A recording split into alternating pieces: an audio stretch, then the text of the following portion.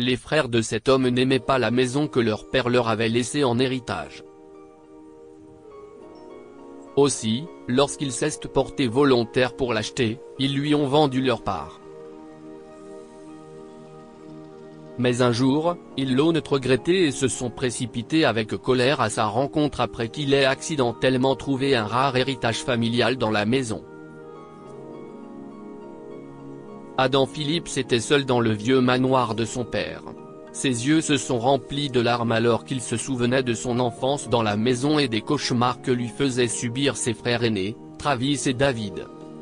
« Je te rencontrerai bientôt après de nombreuses années, papa », a-t-il murmuré en tenant la photo de son défunt père. Un courant d'air lui picote la peau, et il décide d'allumer la cheminée. Alors qu'il ouvrait le verrou du fourneau et essayait d'enflammer le bois de chauffage, quelque chose est tombé, laissant échapper un grand bruit. Il a été effrayé et a reculé. Il s'est alors rapproché de la cheminée, pour découvrir un objet de valeur caché depuis plusieurs décennies. En grandissant, Adam n'a jamais eu de bons souvenirs de ses frères. Il l'intimidait souvent sans raison apparente et se moquait de lui. La seule personne qui était de son côté était son père. Phillips avait envoyé Adam dans un collège à l'autre bout de la ville pour qu'il apprenne à devenir plus courageux. « Tu dois prendre position pour toi-même, fiston. Je ne peux pas toujours le faire pour toi », conseillait-il souvent à Adam. Depuis ce jour, Adam est à peine venu dans sa ville natale, bien qu'il soit resté proche de ses parents.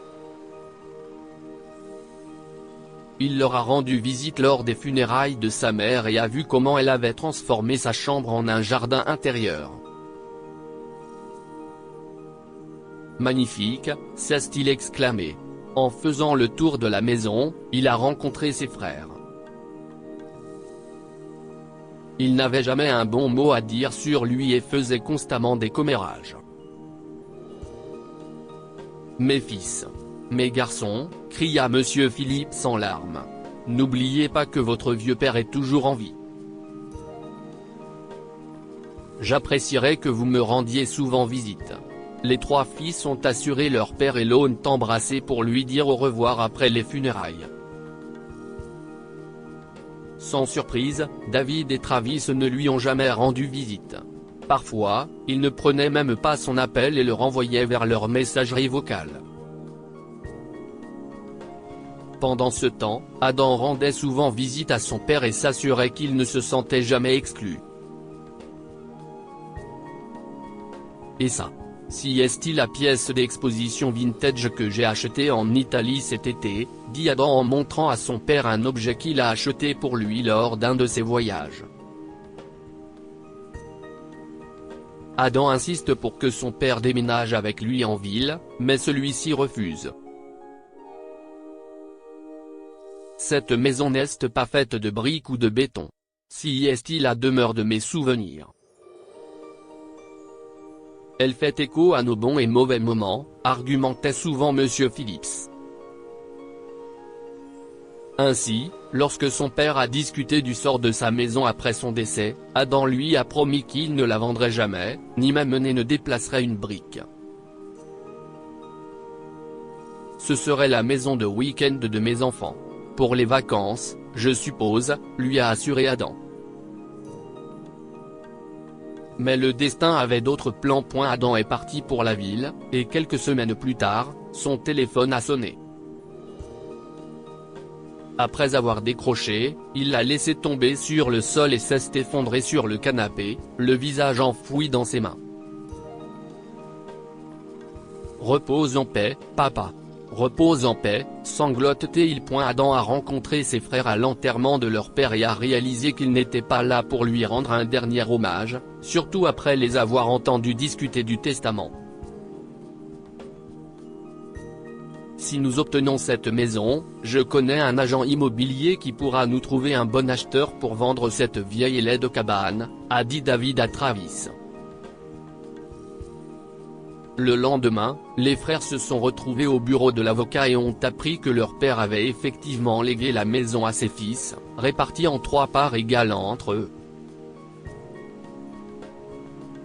Je l'achèterai, a déclaré Adam lorsque ses frères ont discuté à l'unanimité de la vente de la maison. J'achèterai vos parts à un meilleur prix, alors vendez-les-moi. David et Travis n'avaient aucune idée de la raison pour laquelle Adam voulait le vieux manoir, mais comme l'argent comptait le plus pour eux, ils ont accepté. Après quelques formalités, Adam a fait signer la maison à son nom.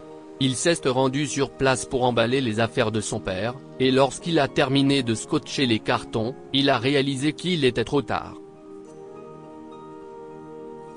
Je vais me reposer ici ce soir et appeler le camion dans la matinée, a-t-il marmonné et s'est assis sur le canapé devant une vieille cheminée.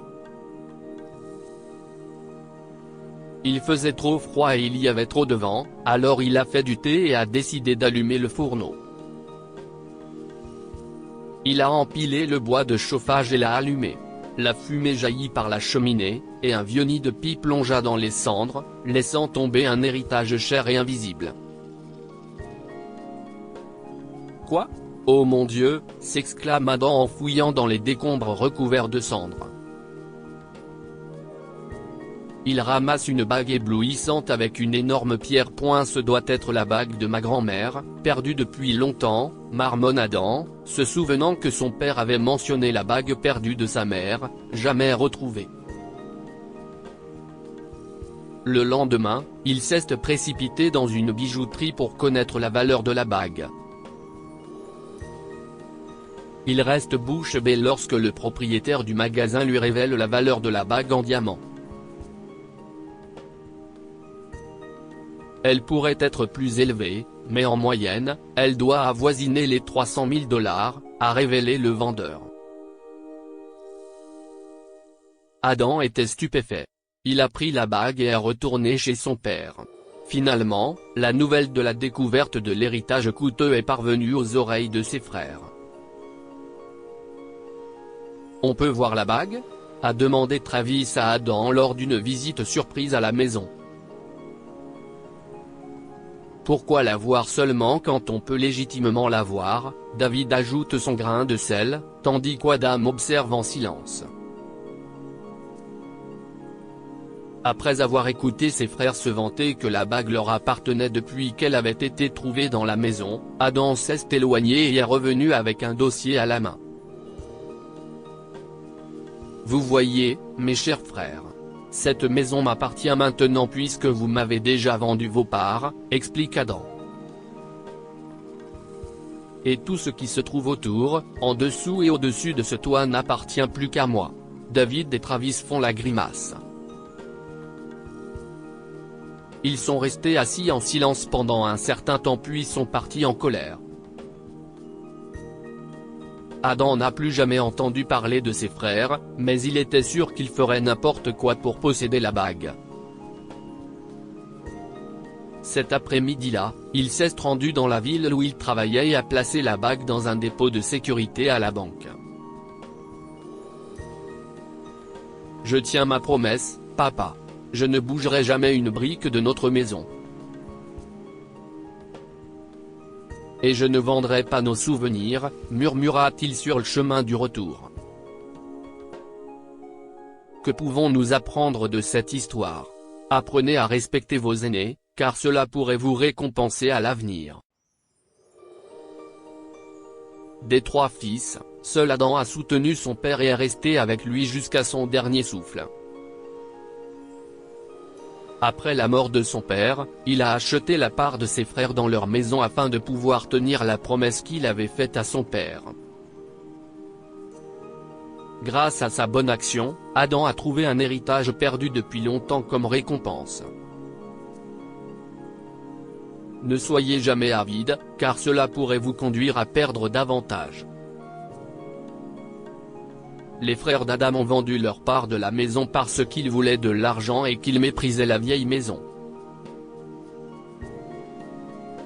Mais après avoir appris qu'Adam avait trouvé une bague coûteuse, ils l'ont enviée et ont revendiqué leur droit à celle-ci, mais sans succès. Si vous avez aimé lire cette histoire, découvrez celle d'une mère âgée qui exclut son fils de son testament et laisse tout à un livreur de l'épicerie.